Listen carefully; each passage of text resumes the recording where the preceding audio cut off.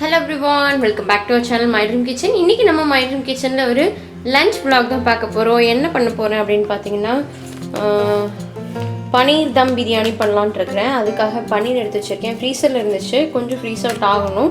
நம்ம அடுத்த வேலையெல்லாம் செய்ய இது வந்து அப்படியே ஃப்ரீஸ் அவுட் ஆயிடும். அதுக்காக இப்போ நான் வந்து இது ஆஃபர்ல இருந்துச்சு டிமார்ட்ல. அதனால இந்த டவாத் புலாவ் பாஸ்மதி ரைஸ் எடுத்துக்கேன். அது கூட இந்த பிரியாணி மசாலா பார்க்க புதுசாக இருந்துச்சு. ஆனால் 20 ருபீஸு.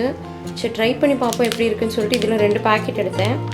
ட்ரை பண்ணி பார்க்கலாம். இந்த தம் பிரியாணிக்கு போட்டு பார்க்கலாம் எப்படி இருக்குன்னு சொல்லிட்டு. இங்கே ஒரு ஆள் பால் குடிச்சிட்ருக்கு பாருங்க. அப்படி என்ன பண்ணுறேன்? பால் சுச்சரியா? சரி படுத்துக்கோங்க போங்க. தலைப்பார் அவங்க பண்ண வேலையை பாருங்க. காலையில் கூட்டின வீடு இது. என்னம்மா சோறாக்கிறது எடுக்கிறதா? எடுக்கலாம் இரு. காலையில் கூட்டின வீடு இது. என் தலையில் நான் இன்றைக்கி தான் ஏதோ அதிசயமாக பூ வச்சேன். அதை ஃபுல்லாக பிச்சு அபிஷேகம் பண்ணியிருக்காரு. இது பார்த்தா யாரும் கூட்டின வீடுன்னு சொல்ல மாட்டாங்க சத்தியமாக. அவ்வளோ மோசமாக இருக்குது. சரி நம்ம குக்கிங் எல்லாம் முடிச்சுட்டு கடைசியாக இந்த க்ளீனிங் வேலையெல்லாம் பார்த்துக்கலான்னு சொல்லிட்டு இப்போ குக் பண்ண ஆரம்பிச்சிட்டேன். தம் பிரியாணி எப்படி பண்ணுறதுன்னு சொல்லிட்டு அப்படியே vlog கண்டினியூ பண்ணுறவங்களுக்கு வாங்க வீடியோக்குள்ளே போகலாம்.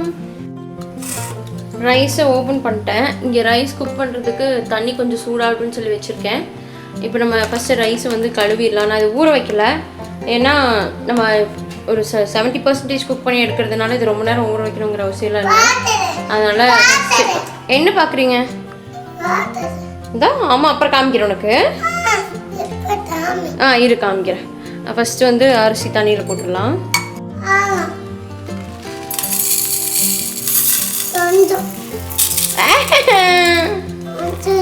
எடுக்கக்கூடாது.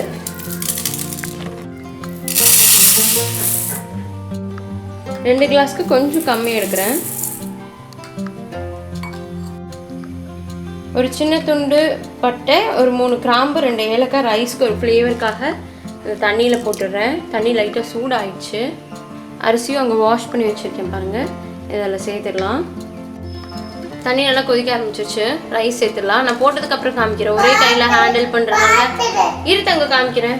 ஒரே கையில் ஹேண்டில் பண்ணுறதுனால ஒட்டுக்கா செய்ய முடியாது. ரைஸ் போட்டாச்சு. இப்போ நம்ம கொதிக்க ஆரம்பிச்சிருச்சு இல்லையா? அது கூட கொஞ்சமாக உப்பு, ரைஸ்க்கு ஒரு 1/4 உப்பு மட்டும் இதில் சேர்த்துக்கிறேன்.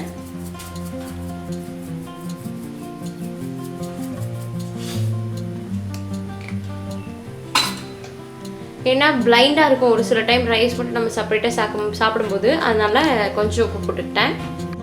அப்படியே சைடில் பார்த்தீங்கன்னா நான் ஜிஞ்சர் கார்லிக் ஆனியன் பேஸ்ட்டுக்கு வேணுங்கிறதெல்லாம் ரெடி பண்ணி வச்சுருக்கேன். ஒரு பெரிய சைஸ் இஞ்சி, ஒரு 4-5 பல் பூண்டு, அப்புறம் கொஞ்சமாக சின்ன வெங்காயம். இதை வந்து குறைன்னு அரைச்சிட்டுலாம். இடையில செக் பண்ணிக்கோங்க ரைஸ் வெந்துருச்சான்னு சொல்லிட்டு. ரைஸ் வந்து என்னோடது இப்போ கரெக்டான ஸ்டேஜில் இருக்குது. ஒரு 80% குக் ஆகிடுச்சு. நான் உங்களுக்கு காமிக்கிறேன் இருங்க. பாருங்க இப்படி அமுத்துனா உடையணும். ரொம்ப சாஃப்டாக உடையக்கூடாது, கொஞ்சம் பீஸாக உடையிற மாதிரி இருக்கணும். இப்போ வந்து கரெக்டாக குக் ஆகிடுச்சு.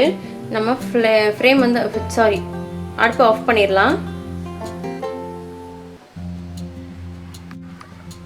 கீழே ஒரு பாத்திரம் வச்சு இந்த ஸ்ட்ரைனரில் தான் வடிச்சிருக்கேன். இது அப்படியே ஒரு 10 நிமிஷம் இருந்ததுன்னா ஃபுல்லாக ஸ்ட்ரைன் ஆயிரும். கரெக்டாக இருக்கும். அப்போ தான் நமக்கு இங்கே பாருங்கள் தண்ணியெல்லாம் வடிஞ்சிருச்சு. கீழே நல்ல வாசனையாக இருக்குது. ரைஸே நல்லா ஸ்மெல் வருது.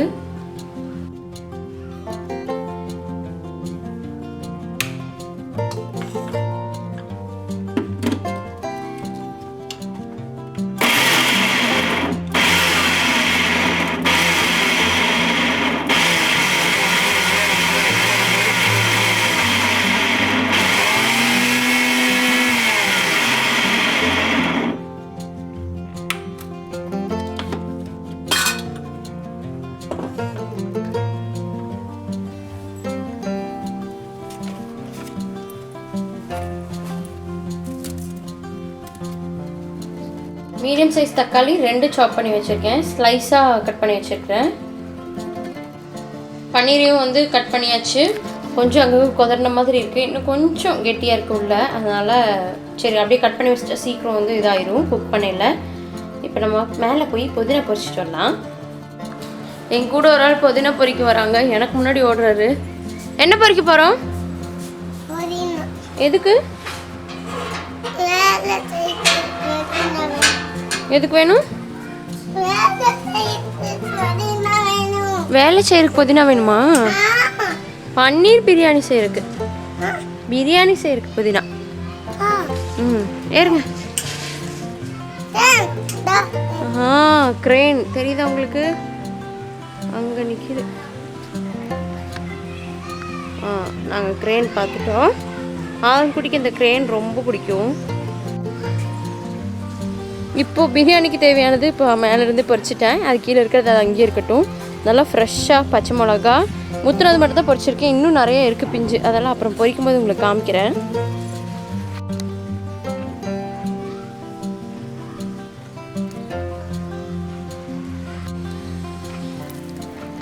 கையில் கொடு. இங்கேயும் இருக்கு பாரு. அதையும் பொரி. இருக்கு பாருங்க. இருக்கு பாரு. இங்கே இருக்கு பாரு. தேங்க்யூ. போதும் போதும். ஆல்ரெடி ஒரு கப் பறிச்சிட்டு போயிட்டேன் ஒரு 2-3 நாள் முன்னாடி. இப்போ மறுபடியும் இருக்கிறதெல்லாம் பறிச்சிட்டு இருக்கேன்.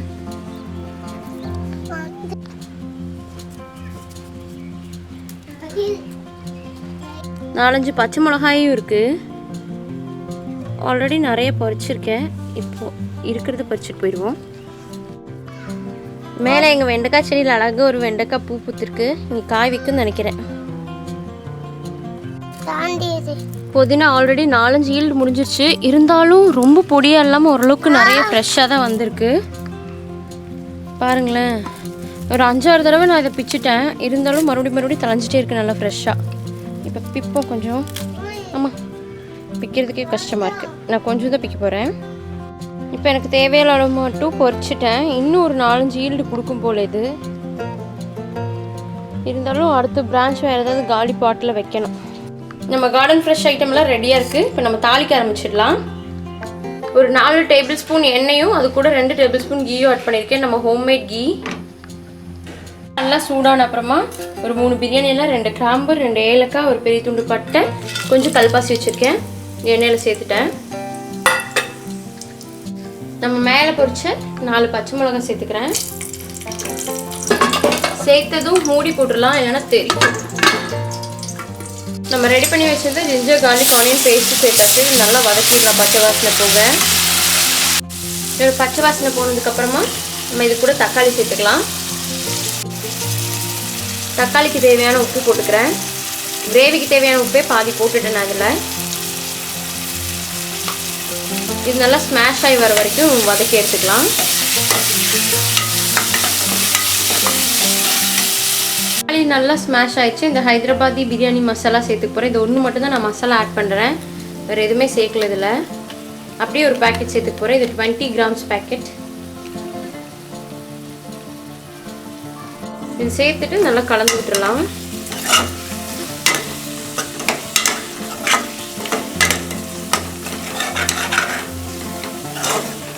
நல்லா மிக்ஸ் பண்ணி விட்டதுக்கப்புறமா நல்லா வாசனையாக தான் இருக்குது. இப்போ நம்ம இது கூட பன்னீர் சேர்த்துக்கலாம். என்னப்பா, பன்னீர் சேர்த்தாச்சு. லைட்டாக ஒரு மிக்ஸ் மட்டும் கொடுத்துருங்க. கொடுத்துட்டு இதுக்கு உப்பு செக் பண்ணிக்கோங்க, கிரேவிக்கு உப்பு கரெக்டாக இருக்கான்னு. உப்பு கரெக்டாக இருந்ததுன்னா இதுவே சரியாக இருக்கும். ஏன்னா நம்ம ரைஸ்க்கு உப்பு போட்டிருக்கோம்.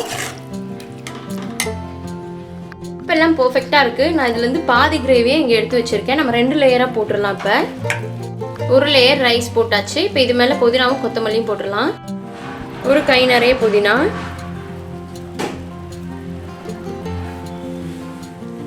கொத்தமல்லியும் போட்டாச்சு. இப்போ நம்ம அடுத்த லேயர் கிரேவி போட்டுடலாம்.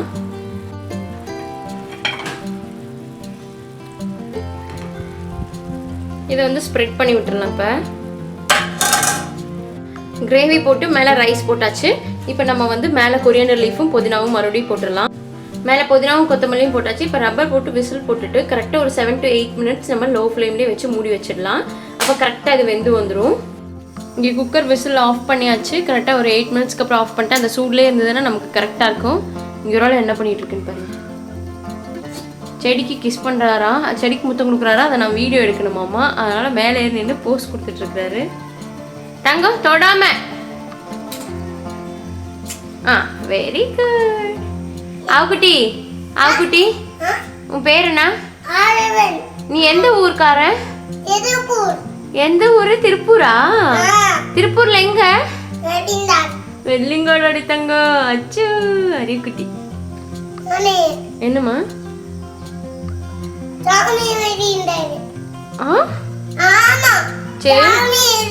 சாமி வெள்ளிங்காடா? அது என்னடா சாமி வெள்ளிங்காடு? சரி தங்கம். இவ்வளோ லோ ஃப்ளேமில் வச்சுருக்கேன். இது அப்படியே கரெக்டாக ஒரு 10 மினிட்ஸ் இருந்துச்சுன்னா நமக்கு கரெக்டாக வெந்து வந்துடும். நம்ம பிரியாணியும் ப்ரெஷர்லாம் போய் ரெடி ஆயிடுச்சு. ஓப்பன் பண்ணி காமிக்கிறேன்.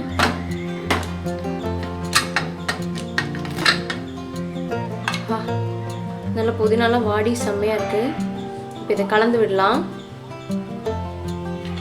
நல்ல வாசனை. இங்கே கொஞ்சமாக கீ சூடு பண்ண வச்சுருக்கேன். இதில் ஒரு கை நிறைய முந்திரியும் ஒரு கைப்பிடி அளவு அது பேர் என்ன, ஐயோ, நிலக்கடலை அதுவும் எடுத்து வச்சுருக்கேன். நீங்கள் வேணும்னா திராட்சை கூட வறுத்து சேர்த்துக்கலாம். அதில் எனக்கு திராட்சை அந்த இனிப்பு வந்து அதில் வர்றது பிடிக்காது. அதனால் ரொம்ப கம்மியான நெய்யில் வறுத்து எடுத்துக்க போகிறேன். இது மேலே இதில் நீங்கள் டீப் ஃப்ரை பண்ண ஆனியன் வேணா சேர்க்கலாம். இங்கே ஒரு நாள் மோப்பம் முடிக்கிறாரு. சுட்டுரும், தள்ளிக்கோ. டீப் ஃப்ரை பண்ணால் ஆனியன் சேர்க்கலாம். செகண்ட் லேயர் அண்ட் ஃபஸ்ட் லேயருக்கு. எனக்கு அந்த ஆனியன் பிடிக்காது, அதே மாதிரி கிஸ்மிஸும் பிடிக்காது. அதனால் சேர்க்கல. நான் இப்போ மேலே மட்டும் ஒரு லேயர் ஃபுல்லாக நம்ம வறுத்த முந்திரியும் திராட்சையும் சேர்த்துக்க போகிறேன். சாரி, முந்திரியும் நிலக்கடலையும் சேர்த்துக்க போகிறேன். நல்லா வறுத்தாச்சு. இது அப்படியே மூடி வச்சு அந்த ஸ்மெல் இன்னும் நல்லா இன்னொரு 5 மினிட்ஸ் கழிச்சு நம்ம ஓப்பன் பண்ணி பார்க்கலாம். இங்கே ஒரு நாள் மோப்பம் பிடிக்க ஆரம்பிச்சிருச்சு. தங்க சுடுது. இன்னும் எப்படி இருக்கு வாசனை? மண்ணமா இருக்கா? இப்படி திரும்பி நின்று சொல்லு, தெரிய மாட்டேங்குது. இங்கே ஒரு நாள் பயங்கரமாக மோப்பம் முடிச்சிருக்கு. மூக்கில் சூடு வைக்கிறதுக்கு முன்னாடி நான் மூடி வச்சிடுறேன். பிரியாணிக்கு பச்சடி செஞ்சிடலாம். நான் ஒரு 1/4 கப் மட்டும் தயிர் எடுத்திருக்கேன். ஏன்னா அதுவும் டேடி சாப்பிட மாட்டார். ஸோ எனக்கும் மாமாக்கும் மட்டும்தான். கொஞ்சமாக தேங்காய் எடுத்திருக்கேன். இந்த அளவுக்கு ஒரு அரை மூடி தேங்காய், அரை மூடியில் பாதி தேங்காய் எடுத்திருக்கேன். ஒரு 2 பச்சை மிளகா. இப்போ நம்ம இந்த தேங்காய் பச்சடி, தேங்காய் தயிர் பச்சடி எப்படி செய்யணும்னு சொல்லி பார்க்கலாம். இது வந்து ரொம்ப டேஸ்ட்டாக இருக்கும் பிரியாணிக்கு. இது கூட நீங்கள் வெள்ளரி பிஞ்சு மிக்ஸ் பண்ணிங்கன்னா இன்னும் டேஸ்ட்டாக இருக்கும். என்கிட்ட காய் எதுவும் இல்லை, அதனால் நான் ப்ளைனாக தான் செய்ய போகிறேன்.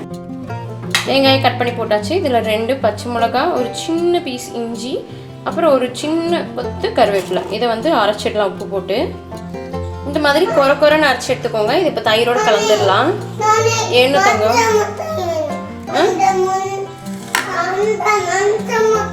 மஞ்சள் மிட்டாய் வேணுமா?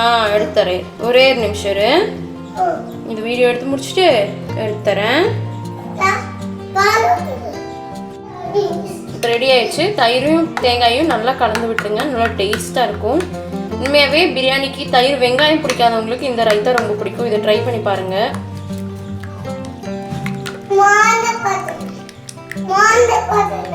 மோந்து பார்க்க வேண்டாம், சாப்பிட்டு பாருங்க. சரி இரு தரேன். நல்லா மிக்ஸ் பண்ணி விட்டுருங்க. இந்த மாதிரி இருந்தால் நல்லாயிருக்கும் சாப்பிட்றதுக்கு. பப்பாயா கட் பண்ணி வச்சாச்சு. லஞ்சுக்கு இவ்வளோ தான். பன்னீர் பிரியாணி, லேயர்ட் பன்னீர் பிரியாணி. அது போக நம்ம ரைத்தாவும் ரைஸும். ரைஸ் பாருங்கள் எப்படி உதிர அவ்வளோ சூப்பராக இருக்குது. நான் டேஸ்ட் பண்ணி பார்த்தா செம்ம ஸ்மெல் அண்ட் செம்ம டேஸ்ட்டு. இங்கே ஒரு நாள் இழுத்து சாப்பிட்டு பார்த்துட்டு எப்படி இருக்குன்னு சொல்லி சீக்கிரம் அப்படி. ஏண்டா சாப்பிடவே இல்லை, சூப்பராக இருக்குங்கிற.